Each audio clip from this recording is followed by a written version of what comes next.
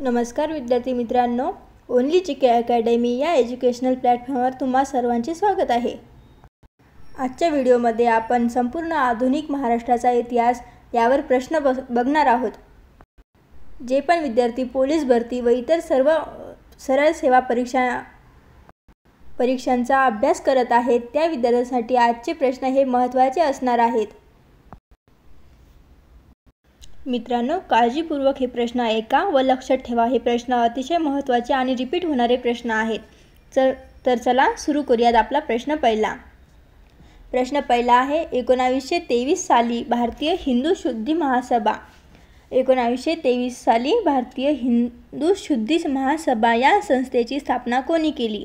पर्याय आहे विदा सावरकर, लाला हंसराज, स्वामी दयानंद, स्वामी श्रद्धानंद। याचे उत्तर आहे पर्याय क्रमांक 4 स्वामी श्रद्धानंद।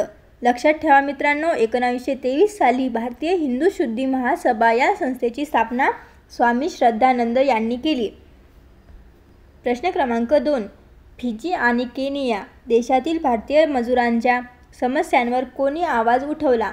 फिजी आणि केनिया देशातील भारतीय मजुरांच्या समस्यांवर कोणी आवाज उठवला? पर्याय आहे रमाबाई रानडे, अवंतिकाबाई जोशी, हंसा मेहता, लक्ष्मी स्वामीनाथन।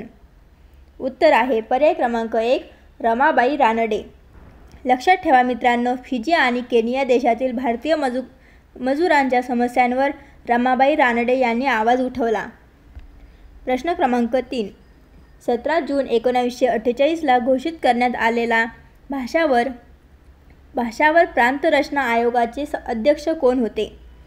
पर्याय आहे न्या एस के दार, एस के पाटील, ब्रिजलाल बियानी, काकासाहेब गाडगीळ। उत्तर आहे मित्रांनो पर्याय क्रमांक 1 न्या एस के दार। लक्षात ठेवा मित्रांनो, 17 जून 1948 ला घोषित करण्यात आलेल्या भाषावर प्रांत रचना आयोगाचे अध्यक्ष कोण होते? तर उत्तर आहे न्या एस के दार। प्रश्न क्रमांक 4 जागतिक युद्ध परिषदेत भारतीय महिलांचे प्रतिनिधित्व कोणी केले? जागतिक युद्ध परिषदेत भारतीय महिलांचे प्रतिनिधित्व कोणी केले? पर्याय आहे रमाबाई रानडे, अवंतिकाबाई जोशी, हंसा मेहता, लक्ष्मी स्वामीनाथन। उत्तर आहे पर्याय क्रमांक 1 रमाबाई रानडे। लक्षात ठेवा मित्रांनो, जागतिक युद्ध परिषदेत भारतीय महिलांचे प्रतिनिधित्व कोणी केले? तर रमाबाई रानडे। रिपीट होणारा हा प्रश्न आहे। प्रश्न क्रमांक 5 रंगो बापूजी गुप्ते यांना कोणी विश्वासघाताने इंग्रजांच्या हवाली केले? प्रश्न काय आहे? रंगो बापूजी गुप्ते यांना कोणी विश्वासघाताने इंग्रजांच्या हवाली केले? पर्याय आहे कृष्णाजी सदाशिव सिंदकर, व्यंकटराव व बापूजी, रामजी सिरसाट, बाबासाहेब शिर्के। उत्तर आहे मित्रांनो पर्याय क्रमांक 1 कृष्णाजी सदाशिव सिंदकर। लक्षात ठेवा मित्रांनो, उत्तर आहे कृष्णाजी सदाशिव सिंदकर। हा प्रश्न रिपीट होणारा आहे। प्रश्न क्रमांक 6 सती प्रथा बंद होण्यासाठी ब्रिटिश पार्लमेंटकडे एक अर्ज केला गेला, त्यावर हिंदू लोकांच्या वतीने राजा राम मोहन रॉय आणि खालीलपैकी कोणत्या व्यक्तीची सही होती? मित्रांनो, प्रश्न समजून घ्या। सती प्रथा बंद होण्यासाठी ब्रिटिश पार्लमेंटकडे एक अर्ज केला गेला, त्यावर हिंदू लोकांच्या वतीने राजा राम मोहन रॉय आणि खालीलपैकी कोणत्या व्यक्तींची सही होती? तर पर्याय आहे बाळशास्त्री जांभेकर, जगन्नाथ शंकर शेठ, पंडिता रमाबाई, वीरा शिंदे। उत्तर आहे पर्याय क्रमांक 2 जगन्नाथ शंकर शेठ। मित्रांनो, लक्षात ठेवा जगन्नाथ शंकर शेठ। सती प्रथा बंद होण्यासाठी ब्रिटिश पार्लमेंटकडे एक अर्ज केला गेला, त्यावर हिंदू लोकांच्या वतीने राजा राम मोहन रॉय आणि जगन्नाथ शंकर शेठ यांची सही होती। प्रश्न क्रमांक 7 भारतीय बहिष्कृत शिक्षण प्रसारक मंडळ या संस्थेची स्थापना कोणी केली? पर्याय आहे वीरा शिंदे, भाऊराव पाटील, डॉक्टर बाबासाहेब आंबेडकर, महात्मा फुले। तर उत्तर आहे पर्याय क्रमांक 3 डॉक्टर बाबासाहेब आंबेडकर। लक्षात ठेवा मित्रांनो, भारतीय बहिष्कृत शिक्षण प्रसारक मंडळ या संस्थेची स्थापना कोणी केली? तर डॉक्टर बाबासाहेब आंबेडकर। नंतरचा प्रश्न आहे महाराष्ट्रातील वाघ्या मुरळी प्रथेविरुद्ध कोणी चळवळ उभारली? महाराष्ट्रातील वाघ्या मुरळी प्रथेविरुद्ध कोणी चळवळ उभारली? प्रथेचं नाव काय होतं? तर वाघ्या मुरळी. मित्रांनो, वाघ्या मुरळी प्रथा काय होती? तर ही महाराष्ट्रातील खंडोबा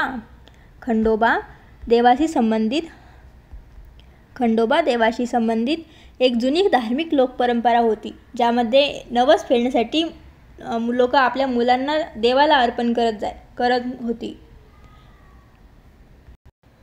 महाराष्ट्रातील वाघ्या मुरळी प्रथेविरुद्ध कोणी चळवळ उभारली? आपला प्रश्न आहे. तर याचा पर्याय आहे लोकमान्य टिळक, वीरा शिंदे, गो. ग. आगरकर, धोके कर्वे. उत्तर आहे पर्याय क्रमांक 2 वीरा शिंदे.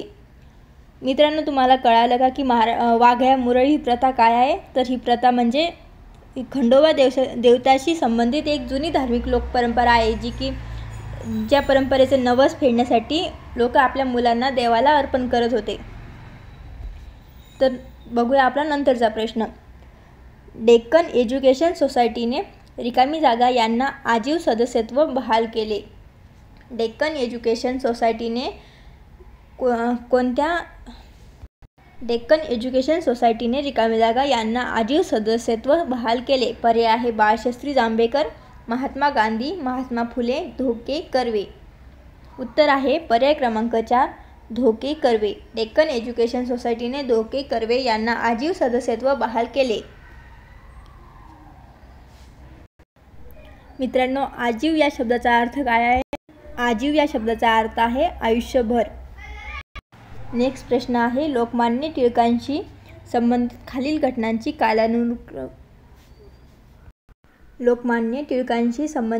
घटनांची कालानुक्रमे रचना करा व योग्य पर्याय निवडा.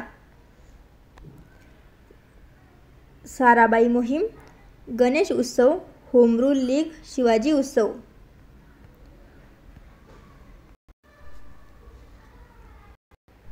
उत्तर आहे पर्याय क्रमांक 3 प ड अ क. गणेश उत्सव, शिवाजी उत्सव, साराबाई मोहीम, होम रूल लीग हा आहे याचा क्रम. प्रश्न क्रमांक 11. बॉम्बे प्रेसिडेन्सी असोसिएशनचे संस्थापक सदस्य कोण होते? पर्याय आहे अ. के. टी. तेलंग, ब. फिरोजशाह मेहता, क. बद्रुद्दीन तय्यबजी, ड. मगो रानडे. उत्तर आहे पर्याय क्रमांक 3 अ. ब. क. के. टी. तेलंग, फिरोजशाह मेहता, बद्रुद्दीन तय्यबजी. प्रश्न क्रमांक 12. कोणत्या ठिकाणी आदिवासी भिल्ल बांधवांचा उठाव तीव्र स्वरूपाचा होतो? कोणत्या ठिकाणी आदिवासी भिल्ल बांधवांचा उठाव तीव्र स्वरूपाचा होतो? पर्याय आहे खानदेशात, नगर जिल्ह्यात, कोल्हापूर, सोलापूर. उत्तर आहे पर्याय क्रमांक 1 खानदेशात.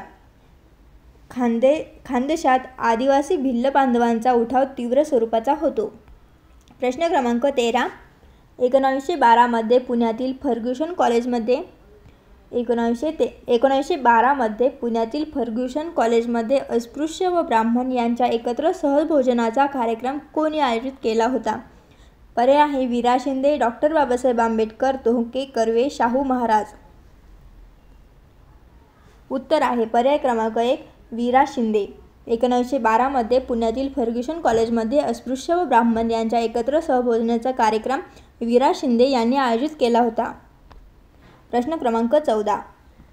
जाती व्यवस्थेतून निर्माण झालेल्या अस्पृश्यतेचा प्रश्न सोडवण्यासाठी संपूर्ण समाज रचनेची पुनर्मांडणी करण्याचा विचार सर्वप्रथम रिकामी जागा या समाजसुधारकांनी मांडला. पर्याय आहे महात्मा फुले, डॉक्टर बाबासाहेब आंबेडकर, महर्षी शिंदे, राजा राममोहन रॉय. उत्तर आहे मित्रांनो पर्याय क्रमांक 1 महात्मा फुले. जाती व्यवस्थेतून निर्माण झालेल्या अस्पृश्यतेचा प्रश्न सोडवण्यासाठी संपूर्ण समाज रचनेची पुनर्मांडणी करण्याचा विचार सर्वप्रथम महात्मा फुले या समाजसुधारकाने मांडला. लक्षात ठेवा मित्रांनो, कोणी मांडला? तर महात्मा फुले. प्रश्न क्रमांक 15. मुंबई प्रांतात देवदासी प्रथेविरुद्ध कोणी परिषद भरवली? मुंबई प्रांतात देवदासी प्रथेविरुद्ध कोणी परिषद भरवली? मित्रांनो, देवदासी प्रथा काय आहे हे आपण अगोदर समजून घेऊया. देवदासी प्रथा म्हणजेच की दक्षिण आणि पश्चिम भारतातील काही भागांमध्ये देवाची सेवा करण्यासाठी मुलींना समर्पित करण्याची एक जुनी प्रथा आहे. देवदासी प्रथा म्हणजे काय? तर दक्षिण आणि पश्चिम भारतातील काही भागांमध्ये देवाची सेवा करण्यासाठी मुलींना समर्पित करण्याची एक जुनी प्रथा होती. या प्रथेमध्ये मुलींना देव किंवा मंदिरासाठी जीवन समर्पित करण्याचा भाग पाडले जात असे आणि यात लैंगिक शोषणाचा समावेश होता, ज्यामुळे या प्रथेला विरोध काढला. आता ही प्रथा बऱ्याच ठिकाणी बंद झाली असून या प्रथेच्या निर्मूलनासाठी कायदेही करण्यात आले आहेत. कायदा महाराष्ट्रात 2005चा देवदासी प्रथा निर्मूलन कायदा हा अस्तित्वात आलेला आहे. मित्रांनो, आपला प्रश्न काय आहे? मुंबई प्रांतात देवदासी प्रथेविरुद्ध कोणी परिषद भरवली? महत्त्वाचा प्रश्न आहे हा. पर्याय आहे वीरा शिंदे, महात्मा फुले, धोके कर्वे, गो. ग. आगरकर. उत्तर आहे पर्याय क्रमांक 1 वीरा शिंदे. मित्रांनो, तुम्हाला जर व्हिडिओ आवडला तर व्हिडिओला लाईक करा, आपल्या मित्रमैत्रिणींमध्ये शेअर करा आणि आपल्या ओन्ली जी के अकॅडमी या यूट्यूब चॅनलला सबस्क्राईब करा.